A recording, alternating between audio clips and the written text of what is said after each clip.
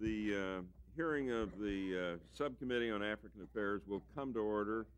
I'm going to suggest to the members of the panel we refrain from our opening statements to hear our distinguished colleagues if there is no objection. Then each of us can make whatever remarks we want to make. Let me call first on Senator Kennedy. Well, thank you very much, Mr. Chairman. I particularly appreciate the opportunity to appear before your committee with this committee might have. First of all, Mr. Chairman, what I'd like to do is file my complete statement in the record. It will be entered in the record. Secondly, I'd like to report on the sanctions that will also be in a more detailed way, responds point by point to the President's comments. And then thirdly, on behalf of Senator Weicker and myself, we'd like to include in the record the GAO report that we had requested of the General Accounting Office to review the legislation in terms of the compliance with the legislation and make that a part of the record. Will also be made part of the record. As well. And I think that any fair reading of the report would indicate that in this particular area, the administration failed to comply with those particular provisions of the law. The report also points out actually the contrary embarked in a program to veto those particular measures. So rather than comply both with the spirit and the letter of the law to gather the support internationally, there was basically ignoring that effort, and the actual time when the administration that the sanctions were going to resolve the problems of apartheid in 1 year. This is a situation that has existed for scores of years, and I think it's really quite disingenuous for those that had supported a position of constructive engagement to say that the support of the international community I don't think that we could ever have expected, and I think the record would clearly indicate that we stated that during the debate on the floor of the Senate, that there was going to be the rather dramatic and impressive and significant adverse impact in the Africa stated about the position that was taken by the United States. It was a real message of hope to millions of people in South Africa. Secondly, it was an important message to the frontline states in South Africa that have also been dealing with conflict, with violence, that the United States was going to be a leader in opposing apartheid. And finally, it was the uranium hexafluoride, for example, try and deal with some of those particular loopholes. Secondly, I think we have an important obligation to strengthen the sanctions, and we need to sustain the pressure within operating many of those ideas, and I would hope that that debate would start now, and that in this next section of Congress we would get action by the full Senate. Thank you, Chair. Thank you, Senator Kennedy. Senator Weicker. Thank you very much, Mr. Chairman. I'd like to include the full text of my remarks in the record at this stage. Will be included in the record. What was accomplished by the Congress of the United States has had no effect on the situation in South Africa. And it's to that I'd like to address my impromptu remarks. That I had my memory jogged on the issue of apartheid in the United States Senate in 1970. And I remember when I came to the United States Senate in 1970 that the issue of apartheid was one that drew more than my curiosity. It drew my making this all-encompassing on the international scene has essentially served to undercut significantly the impact which I think the sanctions legislation could have had, and I think is the direction in real leadership, and I'm proud to serve with both of you. Senator Sims. Well, Mr. Chairman, I want to say before my two distinguished colleagues leave that I want to note for the record that it's purely a coincidence that I'm seated to the left of Senators Kennedy. And that amendment stated in the relevant part that the President may lift any prohibition contained in the Anti-Apartheid Act imposed against South Africa if the President determines after 6 months from the date of the imposition of such prohibition and so reports to Congress coal or any strategic or critical material to an amount which exceeds by weight the average amounts of such imports from such country during the period of 1981 through 1985. And, Mr. Chairman, I've been asked Just in opening statements, I will enter my statement of the record. Let me make a few comments very briefly. First of all, to commend Senator Lugar for his leadership on the floor, my colleague Senator Cassabaum, Senator McConnell for their leadership in this matter, where clearly we turned around world opinion and particularly African opinion on what we were doing and where we were going. South Africa is going to have change. It's going to come either peacefully, or it's going to come violently. The United States ought to be on the side of pushing for that peaceful change. There have been some changes within South Africa that are encouraging. We need to encourage more of those changes, and my statement outlines some of those. There is no question, however, that in terms of appealing to the international community, we simply have not done what we should in trying to bring about peaceful change in South Africa. Our veto of the United Nations resolution was one such step. Other things could be done. For example, Senator McConnell might be interested in this. Senator Lugar, too, because he's from a cold state.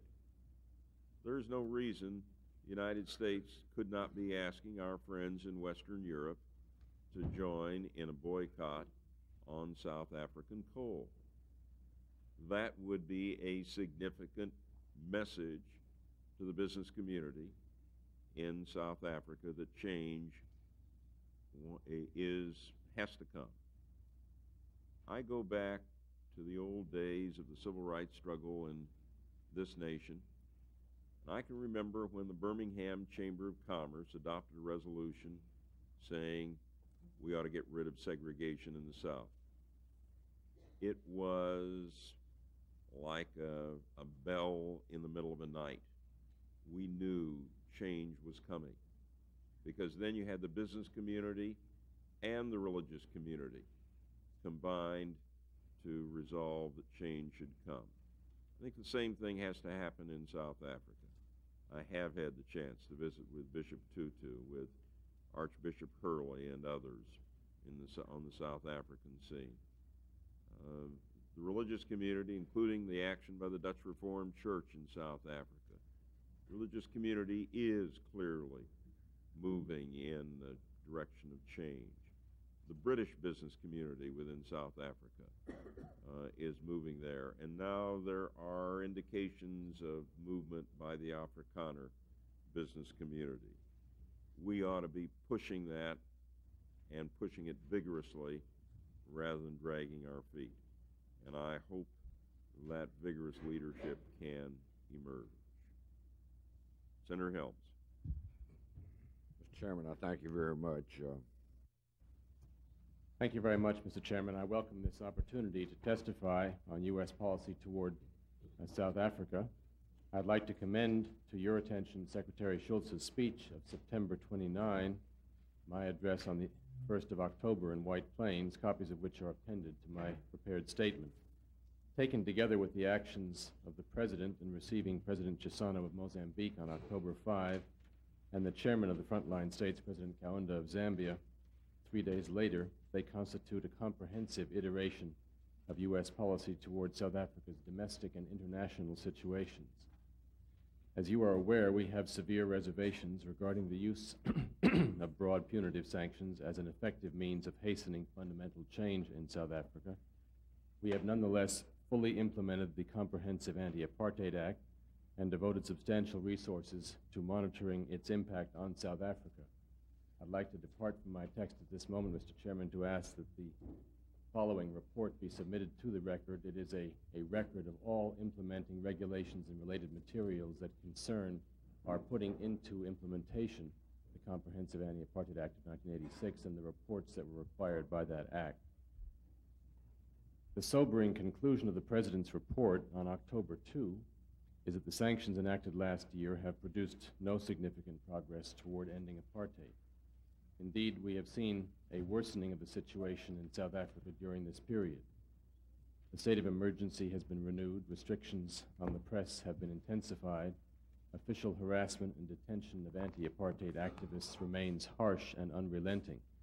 Leaders of the black opposition remain in jail, while increasing numbers of their followers have regrettably accepted the thesis that violence is the only option left for the achievement of meaningful change. In May, South African whites voted in unprecedented numbers for parties who oppose even cautious reform and whose policies generate strong antipathy in the West. Government reforms, which already lagged far behind black aspirations, have virtually ground to a halt.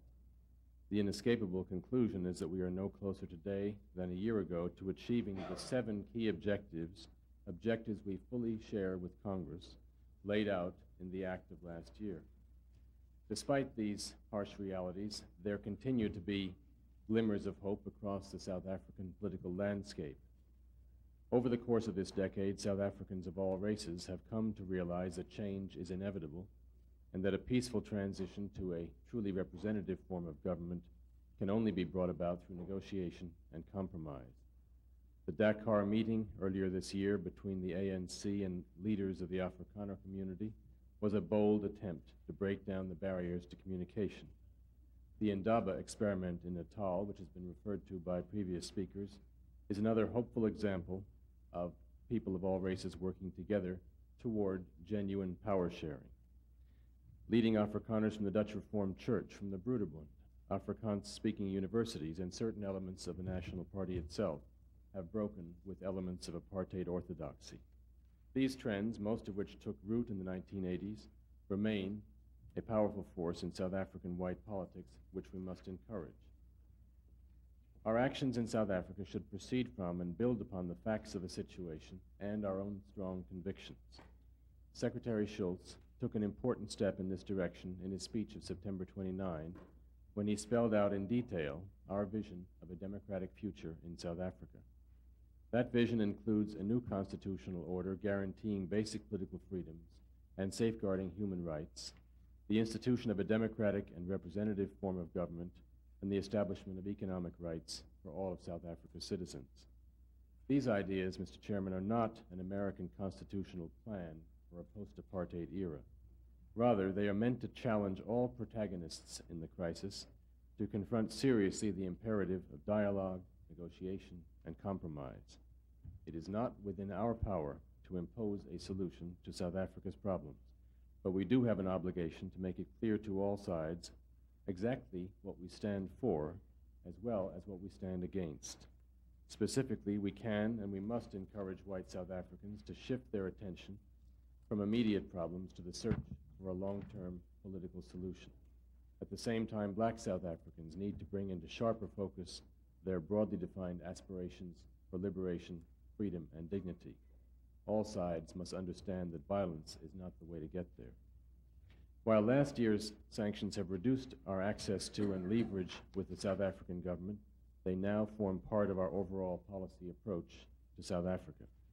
The President's policy has long included carefully targeted sanctions, diplomatic, political, and economic pressure, an active U.S. presence, governmental and non-governmental, on the ground in South Africa. Diplomatic pressure has been used effectively, for example, to discourage South Africa from bellicose posturing vis-à-vis its neighbors, to obtain the release of detainees, including children, and to ease at least some of the harsher restrictions of the apartheid system. Political pressure has also yielded results when, as in our firm refusal to recognize the so-called homelands, it denies legitimacy to the apartheid system itself. This message is amplified when we meet with leading opponents of apartheid, when Secretary Shultz presses all sides to abandon hardened, non-negotiable positions, and when we insist that the South African government has a special responsibility to initiate a process of reconciliation. Our political pressure is best summarized in the words of President Reagan when he declared, and I quote, "The United States cannot maintain cordial relations with a government whose power rests upon the denial of rights to a majority of its people based on race. If South Africa wishes to belong to the family of Western nations, an end to apartheid is a precondition, close quote. Our multifaceted policy requires contact with all actors in the South African drama. As white South Africans come to share the democratic ideals laid out in Secretary Schultz's recent speech, we have an obligation to lend them our support and encouragement. If they reject our premise, we must confront them with the force of our ideas and our refusal to disengage. More rather than less interaction is essential if we are to make our influence felt. Ostracism simply encourages the hardening of policies. An essential component, Mr. Chairman, of our policy is vigorous involvement in assisting the victims of apartheid. The aid program we initiated earlier in this administration reaches out to all elements of the disenfranchised majority. This program was authorized at generous levels last year, but was seriously underfunded at less than a third of the amount authorized by Congress. It deserves strong congressional support. Encouragement to U.S. business in South Africa is another way of ensuring that Americans contribute to the economic empowerment of black South Africans. The growing leadership and organizational skills of black organizations, labor, business, religious, and cultural, have already done more to alter the basic premises of apartheid than any combination of punitive measures could hope to accomplish. It is important that these black organizations have a fully engaged ally in South Africa in U.S. employers and other U.S. entities committed to promoting equal opportunity, developing managerial and technical skills, building black economic muscle, and pressing the South African government to end its discriminatory practice. Because the turmoil in South Africa has repercussions beyond its borders, neighboring states are also at risk. Our economic and strategic interests dictate an active and vigorous U.S. effort to assist these nations as they work to reduce their vulnerabilities to South African counter-pressure. Congress has a leading role to play in this regard. In conclusion, Mr. Chairman, there can be no doubt whatsoever about American opposition to the brutality, the degradation, and the sheer wastefulness of the apartheid system. Now, more than ever, U.S. policy toward South Africa needs to be steady, coherent, and bipartisan. We have an obligation to speak clearly because we Americans agree overwhelmingly on what we oppose and on what we favor in South Africa. We also have an obligation, when there is such a consensus, not to make matters worse in South Africa by conveying a false impression of American division and partisan wrangling. I believe that we, the administration and Congress, are finding common ground and can work jointly to promote our shared goals. Thank you. Thank you, Mr. Secretary. First, I want to join Senator Kassebaum in saying that your encouragement to the frontline states is clearly a step in the right direction. There is concern that we're not following through to let our friends in South Africa know firmly that we want change. The report states, and I'm quoting the report from the President now, Pretoria seems less inclined to consider external views than previously was the case. I'm not aware that Pretoria was paying much attention to us before. Do you have any solid evidence that we were having some influence? Mr. Chairman, our purpose here today is in response to your invitation and the mandate in the law to report on the effect of 1 year of its implementation. That's why we're here today. We're not here to lead us in the position of making definitive judgments. What we're saying here today is that we believe our influence, as stated in the President's report, vis-a-vis the South African government, has been somewhat eroded. Yes, I can point to concrete cases in the past when we would weigh in, make démarches and representations on behalf of detainees, for example, on behalf of trying to stop a specific action that we found outrageous, a forced removal, for example. or an effort to stop a pattern of regional behavior that we could see coming or we sensed might be coming. The point that we're really making, that the President's making in his report, is that in general, the atmosphere in South Africa amongst its leaders in the government is one of saying, okay, you Americans you've done your thing, you've shot your wad, you have taken a step which is, in a sense, punishment. And so they feel somewhat more inclined to do what they think they ought to do for their own reasons. Ill-advised as it may be, Mr. Chairman. We have sensed some of that atmosphere. We don't